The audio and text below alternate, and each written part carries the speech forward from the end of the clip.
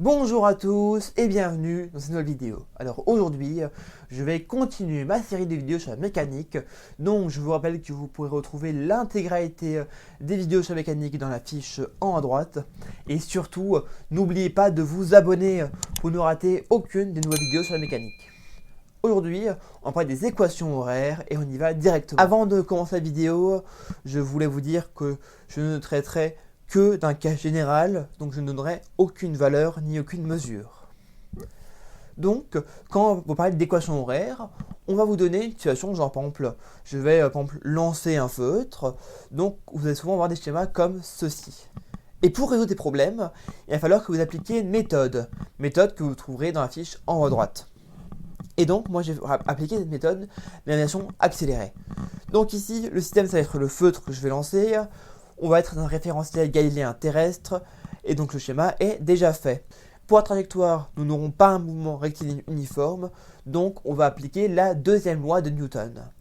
Donc elle nous dit que la somme des forces est égale à la dérivée du vecteur poids par rapport au temps, qui est égale à la masse fois la dérivée du vecteur vitesse par rapport au temps, qui est égal du coup à la masse fois le vecteur accélération. Donc ici, si on regarde la somme des forces, donc on va négliger la force de frottement, et bien on va voir qu'on a du coup juste le poids qui va s'exercer sur le feutre. Parce qu'en effet, on va avoir le poids qui va s'afficher à l'écran, qui va tirer le feutre vers le centre de la Terre. Donc le vecteur poids est égal à m fois le vecteur accélération. Mais le vecteur poids il est égal à m fois le vecteur petit g. Donc la masse fois le vecteur petit g est égale à la masse fois le vecteur accélération.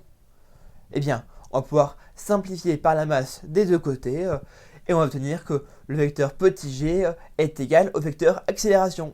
Donc, on va maintenant s'intéresser aux coordonnées du vecteur petit g. Eh bien, il va être de 0 sur x et de moins g sur y puisque eh bien, il va descendre vers le centre de la Terre, donc ça va être moins g. Et donc, le vecteur accélération, on sait qu'il est égal au vecteur petit g, donc il va avoir pour coordonnées 0 et moins g. Et pour passer au vecteur vitesse, eh bien, on va intégrer ce vecteur accélération.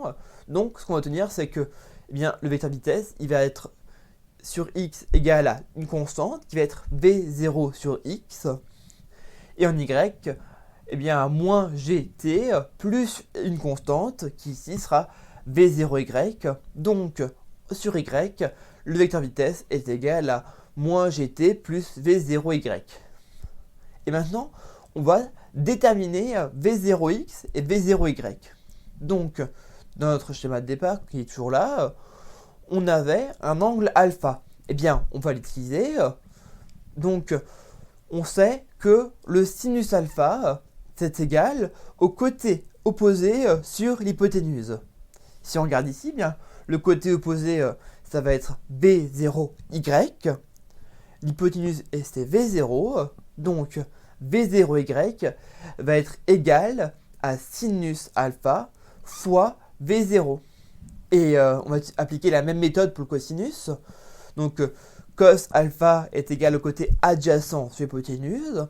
Ici, le côté adjacent, c'est v0x cette fois, divisé par v0. Donc, v0x est égal à cos alpha fois v0. Si on remplace, eh bien, le vecteur vitesse va avoir pour coordonnées sur x cos alpha v0, qui sera notre première constante, et sur y, moins gt plus sin alpha v0, qui ici sera notre deuxième constante.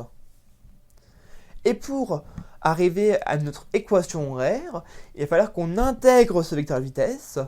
Donc, on va appeler ça le vecteur OM, qui lui sera égal sur x à v0 cos alpha t, plus une nouvelle constante, et sur y à moins 1,5 de gt carré, plus v0 sin alpha, plus une nouvelle constante.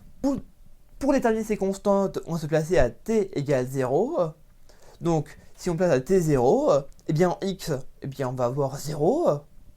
Par contre, en y, on va avoir une hauteur h qui va arriver jusqu'au point où je lance mon feutre, parce que je n'ai pas lancé mon feutre au niveau du sol. Donc, le vecteur OM va avoir comme coordonnées v0 cos alpha t pour x et moins 1,5 de gt carré plus v0 sin alpha plus h sur y. Enfin, la dernière chose qu'on peut faire avec ces équations horaires, c'est trouver les équations de la trajectoire. Donc ici, en fait, on va essayer d'isoler t dans la première équation, parce qu'on avait du coup x qui est égal à v0 cos alpha t.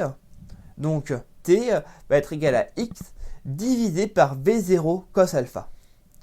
Et ce t, on va pouvoir l'injecter dans y, et donc on va obtenir une grosse formule qui est moins 1,5 de g entre parenthèses x sur v0 cos alpha au carré, plus v0 sin alpha entre parenthèses x sur v0 cos alpha, plus la hauteur. Alors c'est un peu gros, on va pouvoir néanmoins simplifier par v0 par ici, puisque on a v0 divisé par v0, donc ça s'annule. Donc on va avoir y égale moins 1,5 de g x au carré divisé par v0 cos alpha au carré, plus x facteur de sin alpha sur cos alpha, plus h. Mais, sin alpha sur cos alpha, non, ça devrait faire tilt chez vous aussi, c'est égal à la tangente de alpha. Donc, on va pouvoir écrire notre équation de la trajectoire qui va être égale à moins 1,5 de g x au carré sur v0 cos alpha carré, plus x tangente alpha, plus h. C'est la fin de cette vidéo. Je vous remercie grandement d'avoir suivi. Si vous l'avez aimé, n'hésitez pas à mettre un like et à la partager autour de vous. Elle pourra aider sur plein de vos camarades. N'hésitez pas non plus à vous abonner pour ne rater aucune de mes nouvelles vidéos. Je vous invite à regarder ma dernière vidéo que j'ai faite sur la mécanique où j'ai parlé des énergies. Et si vous voulez continuer à apprendre et à réviser, c'est par ici avec les révisions express. Sur ce, moi je vous dis à la prochaine. Salut à tous!